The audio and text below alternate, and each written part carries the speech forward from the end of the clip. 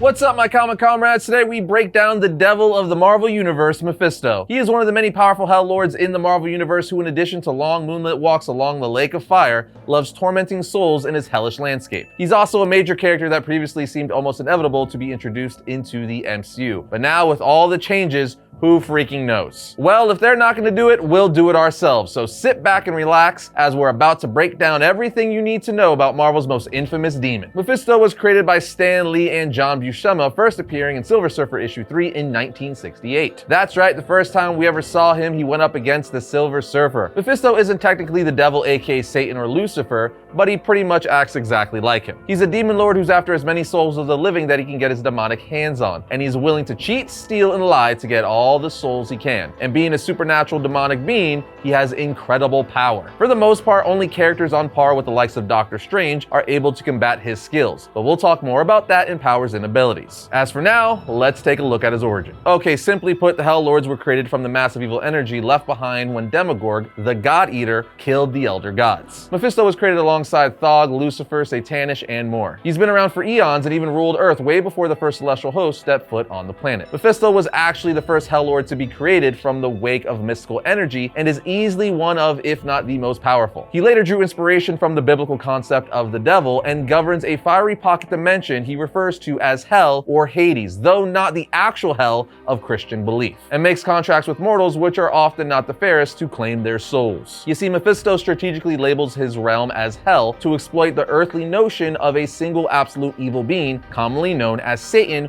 who rules such a place. He takes on a visual appearance resembling the traditional concept of the devil. However, it's unclear if this is his true form or an adapted guise to align with human perceptions, as he can take any form he likes. Now, with that said, interestingly, some legends give an alternate origin suggesting that Mephisto might have been the initial deviant created by the Celestials, challenging the notion that he was originally a demon. No matter which origin you want to go with, one thing is for sure, he is not a demon or devil in the traditional sense, but rather an extra-dimensional being who rules a pocket dimension that resembles the hell we've all become familiar with. In short, Mephisto was allowed and even fed on the misconception that he is Satan, but he is not Lucifer. His rule consists of himself, subordinate demons in his service, and the astral forms of specific deceased humans. These spirits are trapped within demonic bodies, magically altered to mirror their mortal forms. Now, while his primary focus is enslaving human souls, he also extends his influence to extraterrestrial beings present on Earth. But with that said, we're going to move on to story arcs and publication history. But first, you guys gotta see this insane Optimus Prime model kit from today's sponsor, Agora Models. I used to collect Transformers when I was a kid, but now my robots in disguise look like this. That ain't no kid's toy, and we're drooling over this beast. From the original Transformers G1 TV series of the 80s, meet the biggest Optimus Prime model kit ever produced. When complete, this epic take on the leader of the Autobots clocks in at 31 inches tall,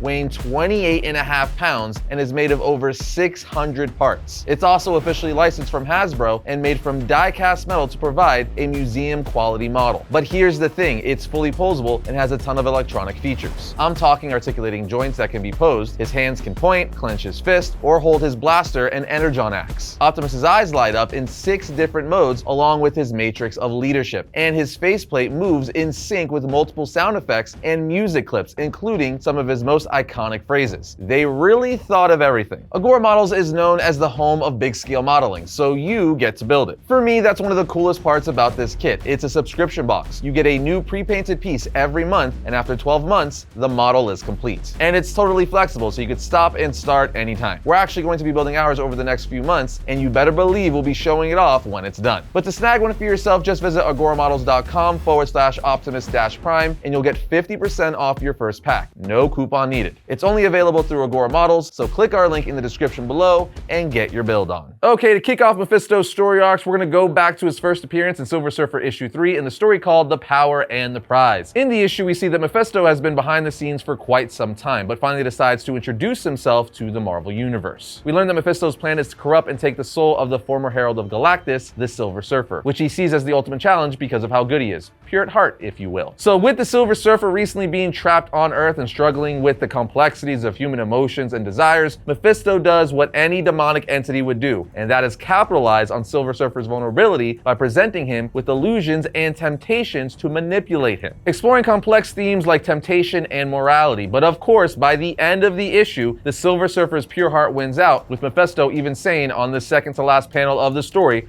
For the first time in ages, I have drunk the draught of bleak defeat. So be you gone, for your very sight offends my regal eyes. But since time is endless, we shall meet again, and then shall the Silver Surfer fall. This is his very first appearance in story, so it's definitely one to check out. But jumping around a bit, we have one very controversial Mephisto story that I remember vividly coming out in the early 2000s, and that is the Spider-Man One More Day storyline. Now, this story is very controversial among Spider-Man and Marvel fans, and you're about to see why. You see, once Peter Parker told the world that he was Spider-Man during the Civil War storyline, his enemies started coming after the ones he loved, and they eventually got to Aunt May, who they shot. As Aunt May laid on her deathbed in critical condition at the hospital, she had an unwelcome guest. Enter Mephisto, who basically showed up and told Peter, hey, I could save your Aunt May and make everyone forget that you're Spider-Man. But in return, I want you and Mary Jane's marriage. Meaning, if Peter and MJ agreed to let Mephisto save Aunt May, Mephisto would rewrite history so the two would no longer be married because the two would have never been married. It simply would have never happened, effectively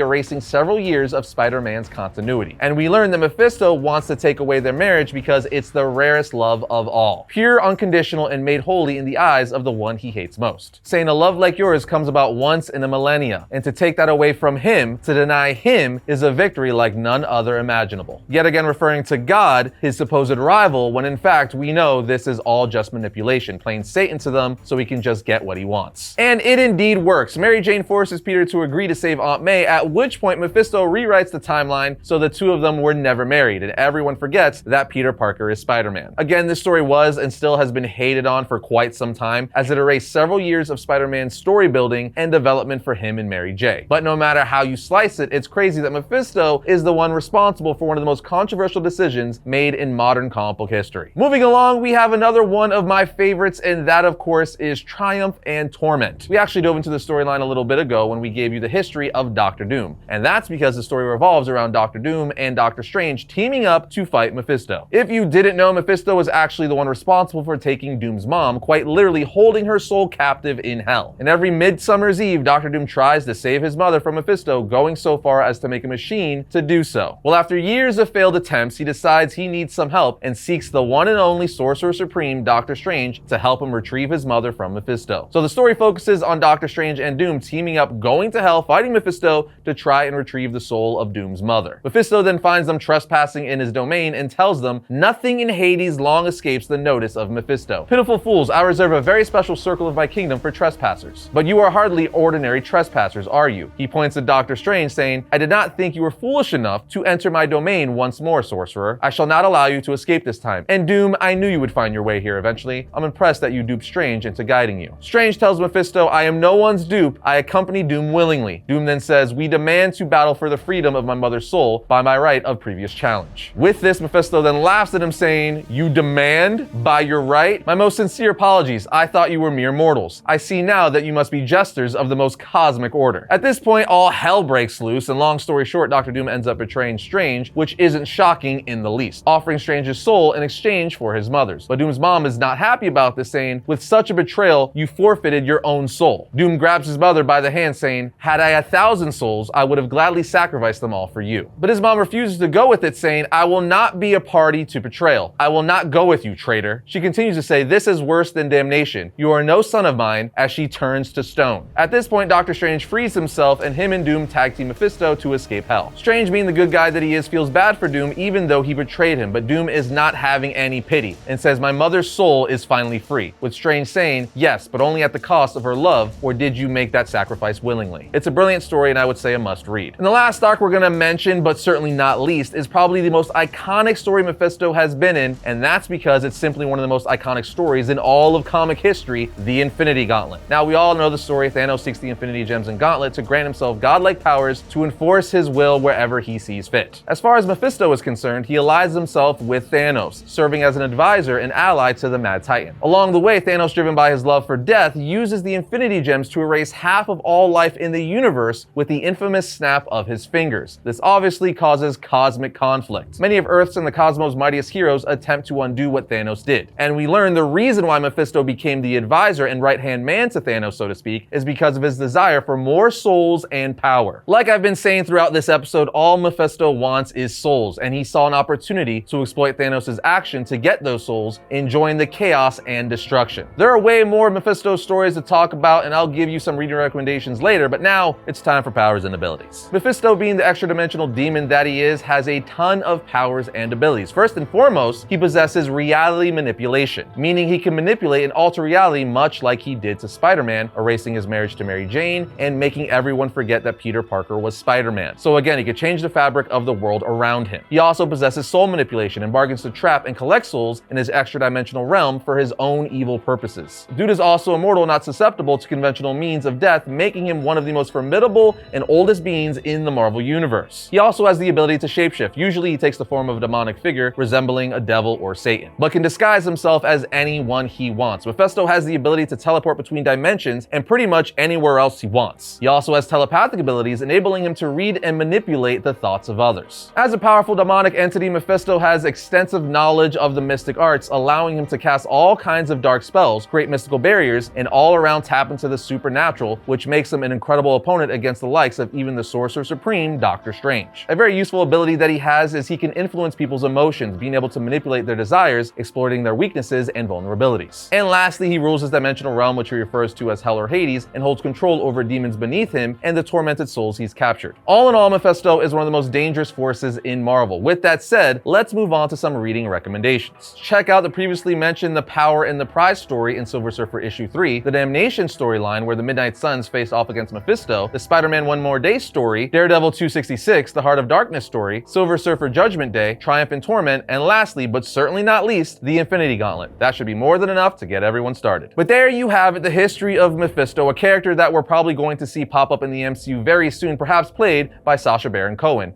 which I think would be a fantastic pick. But other than that, we'll see you next time when I talk about all things comics.